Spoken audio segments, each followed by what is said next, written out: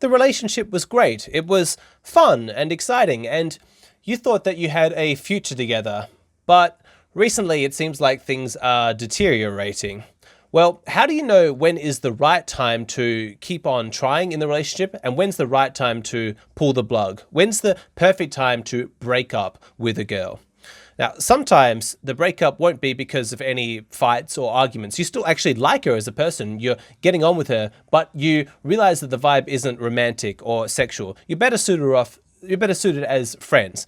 Once you realize that, don't force it. That's the time to end things. Or maybe the vibe is romantic and it is exciting, but at a certain point you realize that the two of you just want different things and you can't seem to reconcile, these futures that are diverging. Like you want to travel for the next 5 years, but she's looking to have babies within the next 12 months.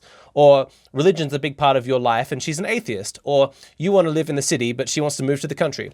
Whatever it is, once you see that there's no future, then it's time to end things.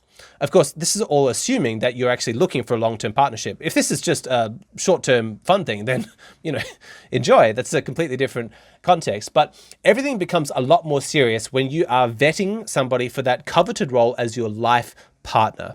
You see, what tends to happen in relationships is that things are good at the start. That's the honeymoon phase. You're both seeing an idealized version of the other person and you're using them as an escape from dealing with your personal demons. I understand this is actually quite a pessimistic way of viewing the beginning of a relationship, which most people regard as the best part of a relationship, but not me. I actually think that, the start of a relationship is filled with a lot of self-deception and things actually get better as things go on if you're doing things right, because that idealized version that you're seeing, in the other person, that should start to fade over time as the reality of who they actually are sinks in. And who they truly are, it begins to trigger you as you realize that they're not perfect and neither are you.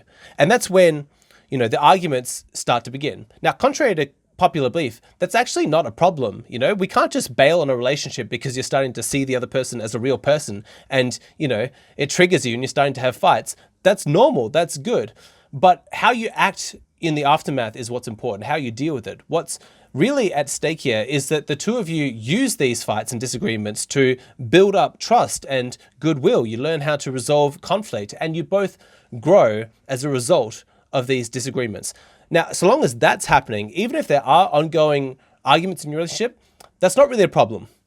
However, if the fights are really frequent and rather than resolving misunderstandings, they seem to be about point scoring and hurting the other person, well then the relationship is then toxic and it does need to be looked at. Hey, maybe she's the problem, maybe you're the problem, maybe both of you are the problem. But if the both of you stop making progress and it seems like you're understanding each other less, then you need to stop, you need to take stock of the situation and then quickly correct course. Now that could mean seeking individual therapy and resolving personal traumas that you or both of you have.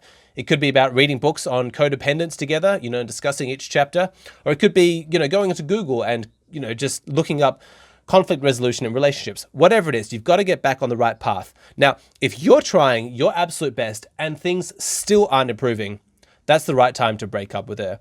You can't be in a relationship with somebody who views you as the enemy. If you're not on the same team, then the relationship needs to change or it needs to end. Now, if you're not sure if the amount of fighting and arguing that you're doing with your girlfriend is normal, because, well, to be honest, very few people truly do understand, this. We don't talk about relationships enough. Then please, you need some advice, hit me up on Hey Hero, tell me your story. I'll send you a personalized video in response. But here's an easy test that you can gauge where she's at. If there's a misunderstanding between the two of you and an argument breaks out, ask yourself this: is she pacified by you making an apology to her? If she is, then she's not on the same team as you, okay? Because if she was, then she wouldn't care about an apology. She'd want to keep talking. She'd try and understand things from your perspective. She'd want to know what your point of view is and then work to genuinely resolve what the issue is so that you're both happy and you can come together as a team.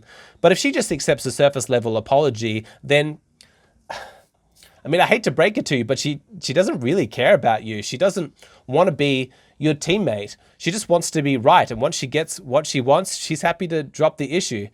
If a woman acts like that, it's a big red flag. If she fails that test, then you better watch out.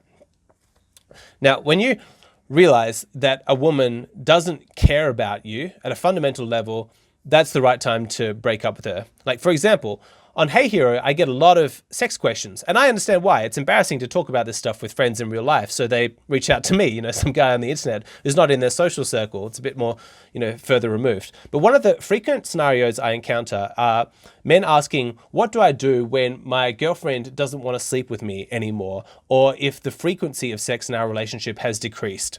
My answer to this question is always, well, it depends. Like, I understand that you're dissatisfied with your sex life, but before you make any rash decisions, you need to know how she feels about your dissatisfaction, right? Like, does she care about you?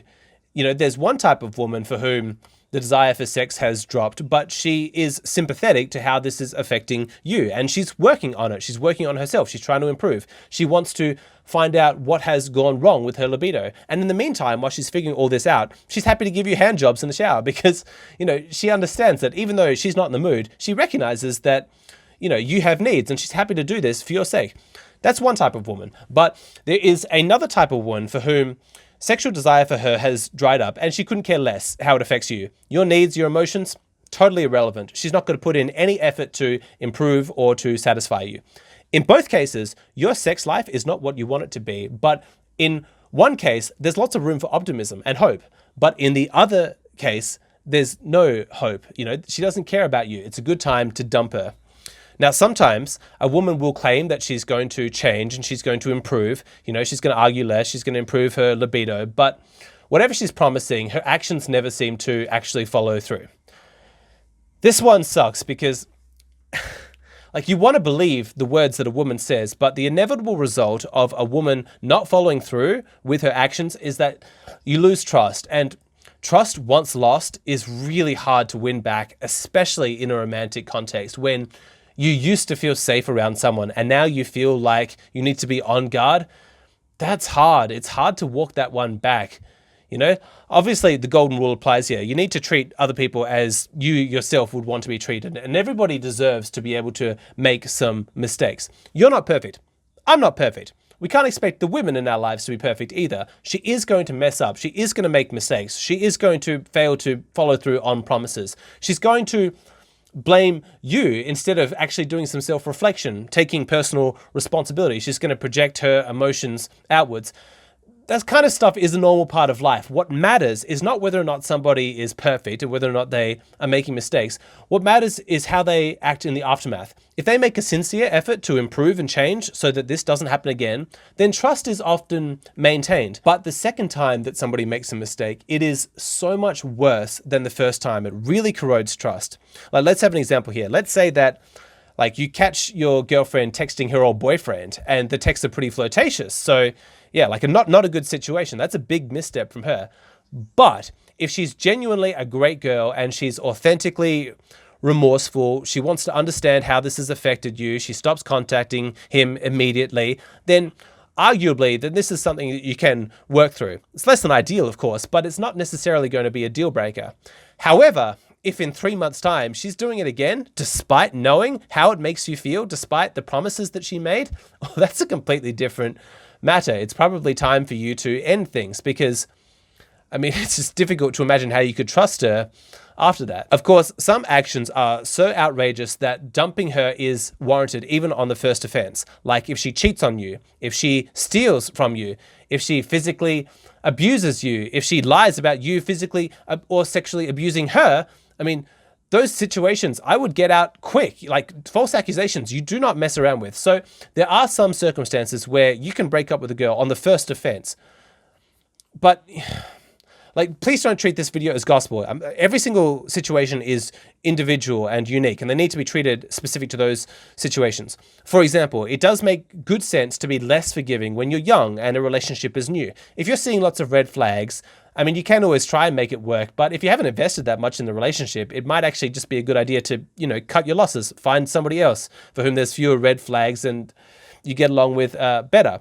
But things are different if you have been with a woman for a long time and you've got mutual friends, you've merged finances, you've got children together. Those are important considerations. And I'd say it's certainly advisable to try and fix things, if you can. But look, just make sure you're not being a sucker. If you're not being happy in a relationship, then don't just accept that. Don't just be passive and, think of it like it's your preordained fate to be unhappy in your life. Fuck that. Be masculine. Be proactive in life. Life is precious. You are precious. And so if the girl that you're dating isn't making you happy, end things. Find somebody else. And don't fall victim to the sunken cost fallacy. Just because you have put in a certain amount of time in a relationship, you've invested quite a lot of yourself, that doesn't necessarily mean that you can justify all of that effort in the future, right? Like, things don't always get better. Sometimes they get worse. Please seek advice, reach out to me on Hey Hero, or just talk to your friends, talk to a therapist, talk to somebody. Let somebody else see what's going on in the private details of your relationship. Get that feedback and seriously consider, actually consider it as a legitimate option that you could end your relationship, because you're not going to be able to see things clearly as to what course to take unless all options are on the table. Why do some women sleep with their bosses? Seems like a strange behavior, right? Well, I've actually come up with 6 different reasons why women might choose to do this. Really interesting video. If you want to see that, then please go and sign up at my Patreon. It's just a $5 a month subscription, and you get instant access to that video and all of the other exclusive videos I've made. Must be 150, 160 videos at this point. I post 2 new ones every single week. The value is tremendous. Just $5. You can see it all. You can join the community. The discussions we have over there are fantastic. It's a great way of supporting the creator. I'd love to have you be a part of it.